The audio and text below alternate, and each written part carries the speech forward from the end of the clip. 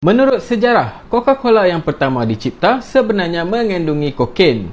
Tahukah anda Coca-Cola dicipta pada tahun 1886 di USA oleh seorang ahli farmasi bernama John Pemberton. Pada awalnya, dia mencipta Coca-Cola ni sebagai tonik. Pada 17 tahun pertama keluaran Coca-Cola, bahan utama di dalam air Coke ni sebenarnya mengandungi kokain yang dijumpai di dalam daun coca yang digunakan sebagai bahan utama untuk membuat air Coke. Ia juga mengandungi kafein daripada kacang kola. So, daun coca ditambah dengan kacang kola, maka jadilah Coca-Cola yang kita kenal sekarang ni. Pada waktu tu, Coca-Cola digambarkan sebagai tonik dan juga minuman minda.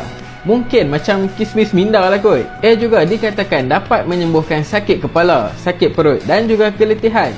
Menurut laman web Business Insider, sehingga kini daun coca masih lagi dikekalkan sebagai bahan untuk membuat Coke. Walau bagaimanapun, kokain di dalam Coke telah pun diekstrak keluar. Nak tahu lebih lanjut, kita jumpa dalam part 2.